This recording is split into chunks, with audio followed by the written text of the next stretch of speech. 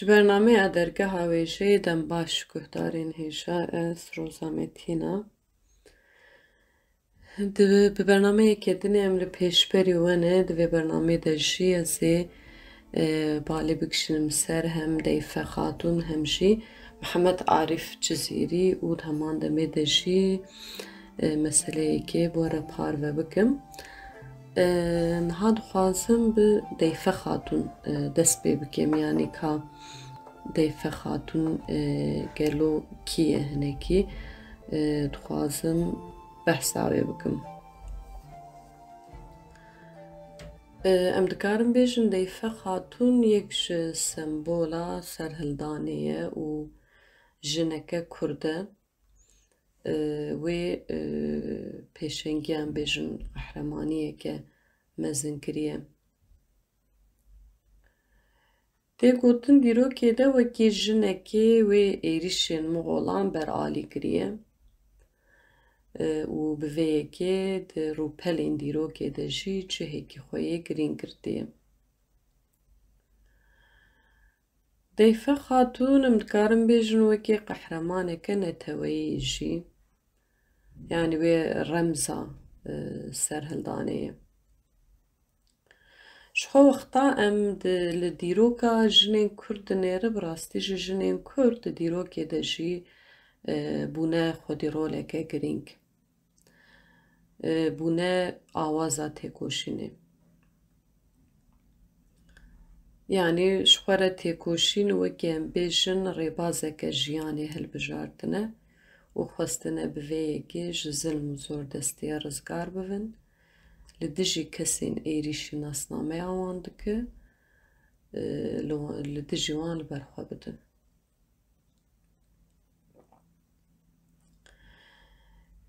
Deyfe Xatûn tê gotin biraziya Selaheddînê Eyyûbî ye. Di sala 1386 Hicrî de li gela Helebê ji dayîk dibe.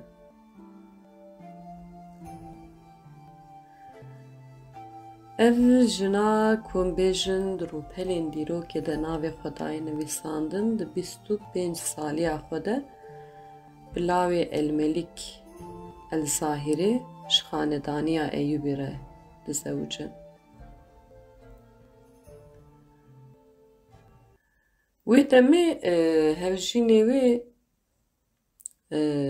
jiyana xwe ji dest dide û ji ber ku lawikê wê jî biçûk e, ew wê rêveberiyê digire ser milê xwe.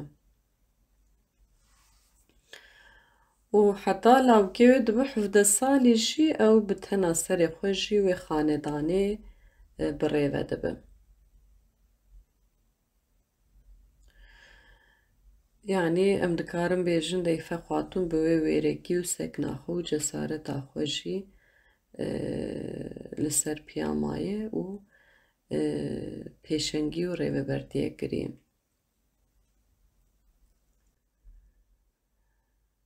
Tê gotin di dîrokê de Deyfe yanî bi wê em bêjin helwesta xwe, bi wê em bêjin edaletiya xwe, wê sekna xwe ya adîlane di dilê gel de cihê xwe digire. Yani bi vê yekê baweriya gel jî îde pêdê. Elbet yani ev jina em bêjin zîrek wan bêjin tecrübeyên xwe yê jiyanê jî bi zarokê xwe re jî parve dike. Yani ew di dîrokê de di heman demê de jî dibe mînakek jî.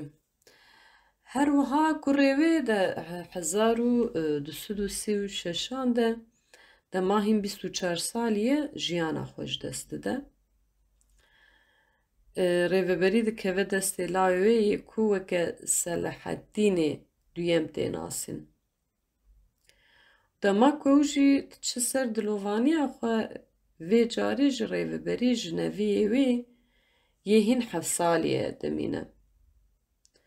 Ji ber ku temenê wî jî biçûk e, careke dinê Deyfe Xatûn vê carê di 5 saliya xwe de wê peywira rêveberiyê digire ser milê xwe. Wê demê Helebê û derdora wê ji nêzî 6 salan bi rêve dibe. Elbet li vir yanî li dijî wê hişmendiyan bêjin paşverûjî disekinim. Yani ji bo wê ew bêjin rêgezên exlaqî jî elbet girîng in.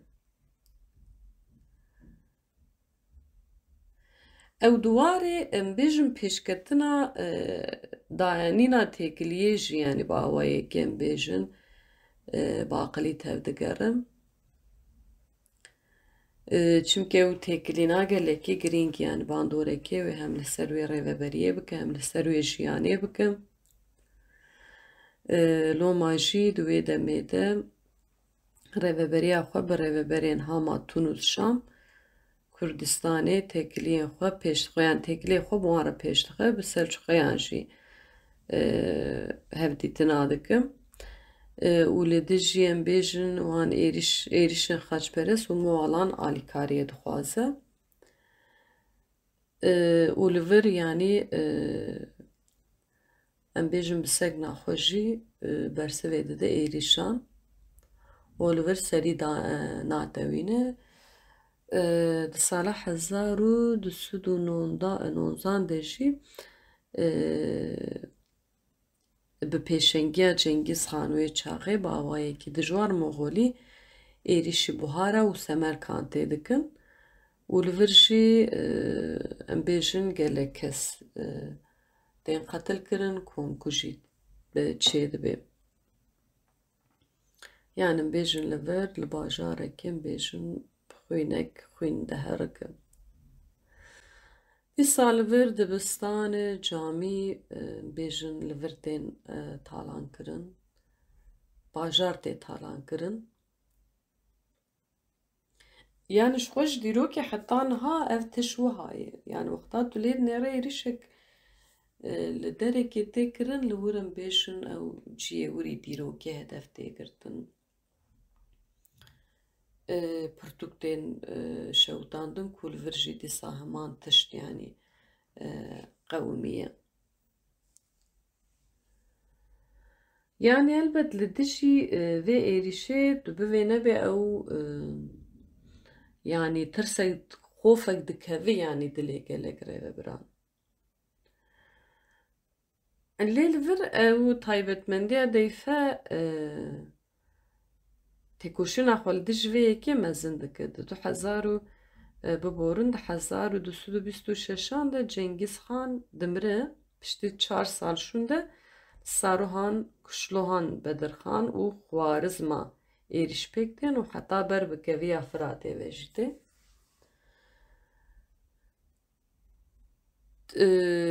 Yani bi van êrişana hatiye xwestin ew tirsek mezin tê kev dilê mirova.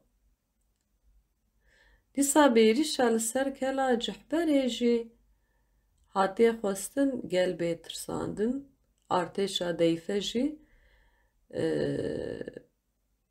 li hemberî êrişan nasekinim. Dîsa hinek ji vanan diçe gela cihberê, yek jî diçe gelên Şeres û Harimê. Yani em bêjin beşek ji artêşa deyfe. Li vir parastinê dikin. Yani li vir wê demê îja Moğolî berê xwe didin Helebê.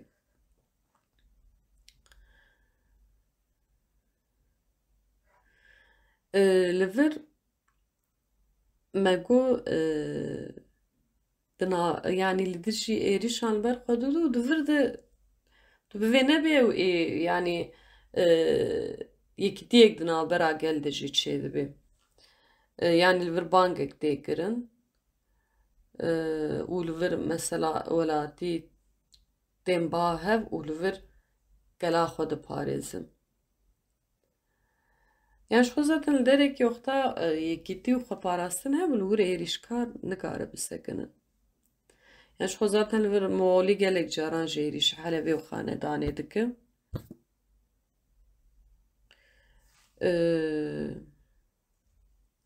Yani Moğolî gelek caran ji xwe êrişa Helebê û xanedana Eyyûbiyan dikin. Lê li vir taybetmendiyek deyfe û bêjin artêşa wê leşkerên wê gav paşte navêjin. Yani di dîrokê de bi vê yekê re bi bêjin berxwedanek mezin Moğoliyan beralî dikin. Tiştekî dinê jî di vir de em balê bikişin ser dediye ew di dîrokê de her tim ew îxaneta navxweyî jî derdikeve pêş. Yani ev pêşîl bo belatê mezin jî vedikim. Suhabîddin Eyyûbî ji xwe li vir wê tedî hesûdiya deyfeyê jî dike. Loma jî tedî dixwaze rêveberiyê bixe bin destê xwe. Yani ji xwe ji bo ku em bêjin bigêje armanca xwe jî pêdiviya wî bi lihevkirinê jî heye.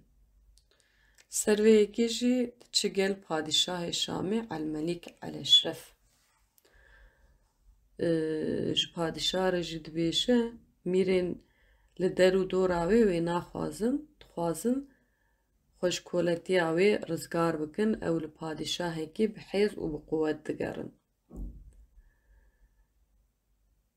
Li vir padîşa bi awî nake, yani bi wî re li hev nake, jê re dibêje ez nebaşiyê bi neviyên Eyyûbiyan nakim. Ji aviyek piştre ji aliyê deyfeyê jî tê bihîstin. Yani elbet li vir piştre pir bihêrs dibe. O li vir ew leşkerên xwe derdixe pêşberî kesê ku dixwaze îxanetê lê bike. û li vir hemû destê yani bêjin malê wî jî ji destê wî digirin.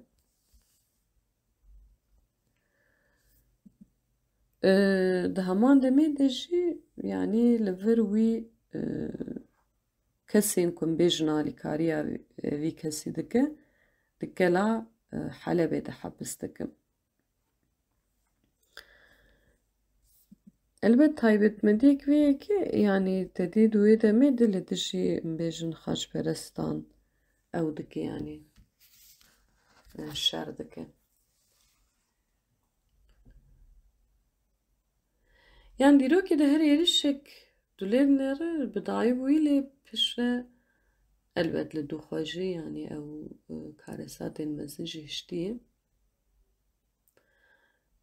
Piştî êrişên Moğolan xweşperest jî derdikevin qadê. Xweşperest jî mîna Moğoliyan yani zilmê zordestiyê dikin. Ew li dijî xweşperestan jî şer dikin.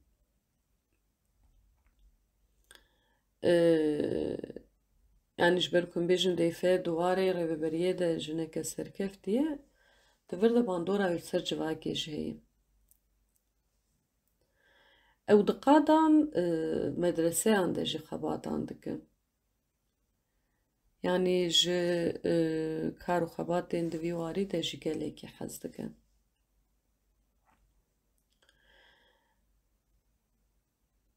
Ew yani dixwaze ji civakê re tiştekî baş bihêl yani li dûxwe û li Helebê medreseya Firdewsî çê dike. Di 1236 de yani bir dike tekke û türbe. Deyfeyê di 1242 de ji ber nexweşiyê diçe ser dilovaniya xwe koça dawî dike. Ew di nava civakê de wekî Sît û Şam dihat nasîn. İbnî Kesîr di derbarê Sît û Şam de dibêje ew xwişka siltanan Meta zarokan û dayîka siltanan bû. Sît û Şam ku seltenetê di dest xwe de digire ji gelê xwe re xizmetên giranbiha dike. بلێ گوهدارên هێشان li vir jî min xwest ez balê bikişînim ser Deyfe Xatûn hinekî we bibim nava rûpelên dîrokê. Niha ji ez dixwazim balê bikişînim ser Mihemed Arif Cizîrî. Kom baş bêjin yek ji parêzvanê hunera xwe bû. Yani wî di heman demê de jî xizmet ji hunera Kurdî kiriye. Ew jî yanî bi em bêjin wê têkoşîna xwe bûye mînakek. Di 1912 de li Cizîra Botan ji dayîk dibe.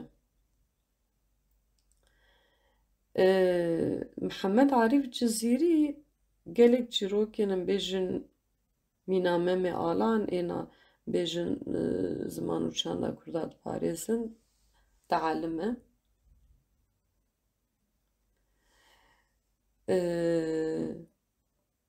Di heman demê de jî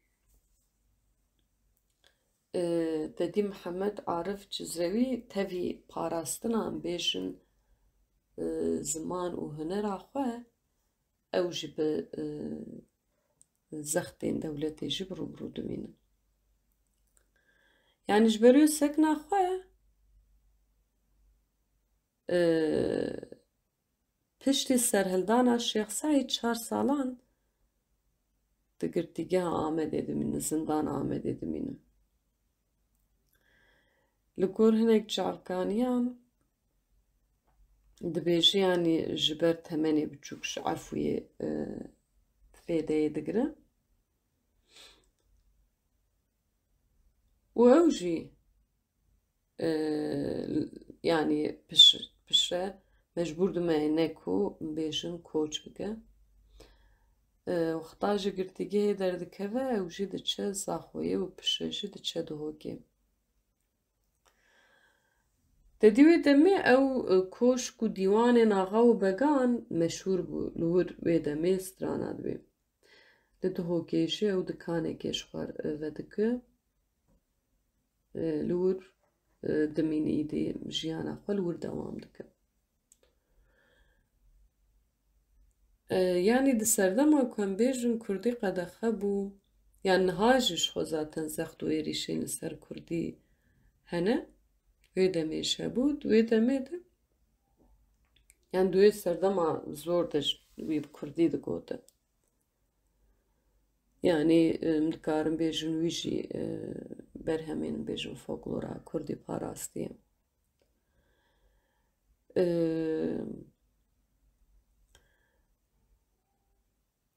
Dîsa tê gotin yan li gor hinek çavkaniyan tê gotin bavê wî di seferiya cenga cîhanî de diçe şer.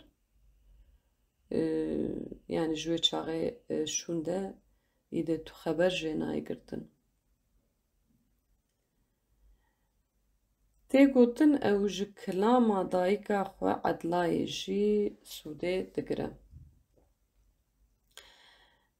Her wiha Mihemed Arif Cizîrî di sala 1949 de diçe Bexdayê. Li wir di radyoya Bexdayê de jî li dora sezstranî dide hev. Yani ew têkiliya wî ya hunermendan jî baş dibe. Mesela bi em bêjin Tahir Tewfîq, Nesrîn Şêrwan, Hesen Zîrek, Almazxan, Meryem Xan, Elî Merdan bi wan re jî têkiliyeke baş datîne. Ji xwe wexta diçe Bexdayê li vir bêtir tedê ew têkilî datin bêtir yani ew navê wî jî belav dibe.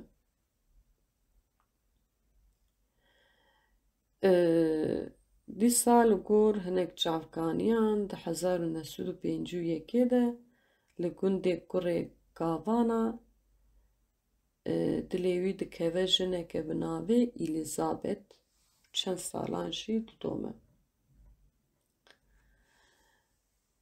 Ya wexta min stranê Mihemed Arif Cizîrî dinêre li wir yani ew gelek çîrokên veşar tije di stranê wî de heye.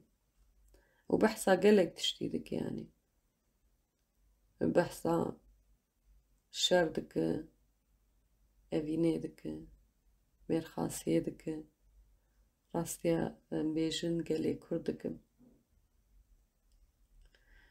Yani dibêjin dayika Mihemed Arif Cizîrî edla jî dengbêj bûye.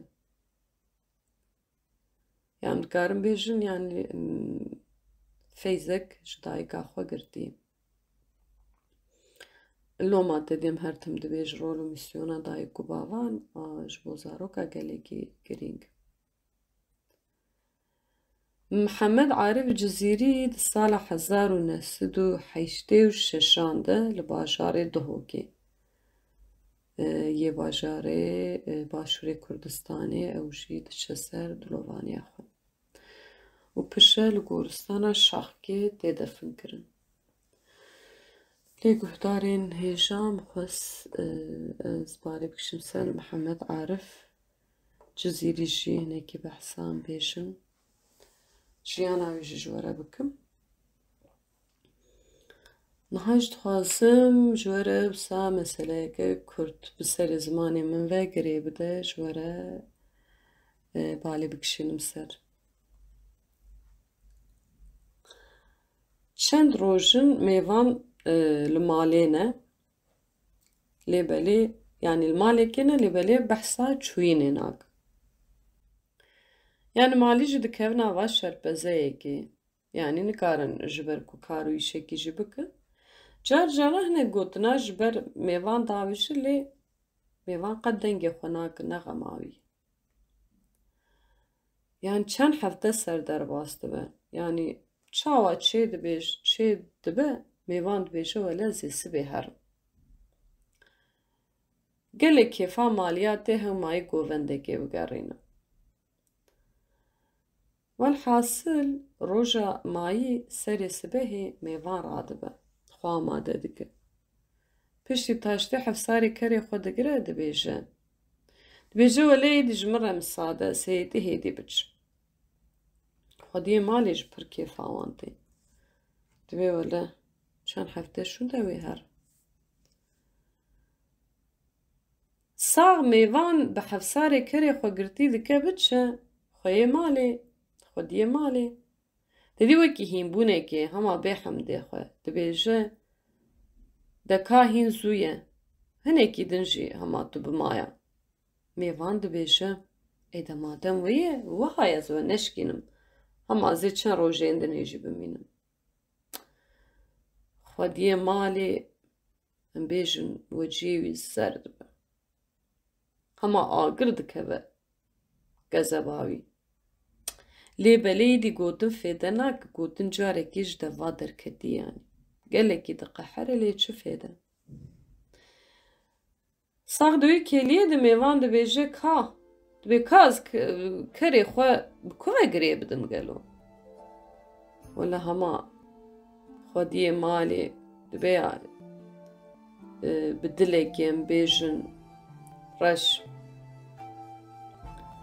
Hema ji gezebê dibêje birayê min kerê xwe bîne bi serê zimanê min vegirê de. Belê guhdarên hêja hatim dawiya bernameya xwe di vê bernameyê de jî mixwest ez we hinekî bibim rûpelên dîrokê. Behsa Deyfa Xatûn kirin, Mihemed Arif Cizîrî û herî dawî jî bi meselakê me qedand. Heta demek dinê bimînin di xêr û xweşiyê de.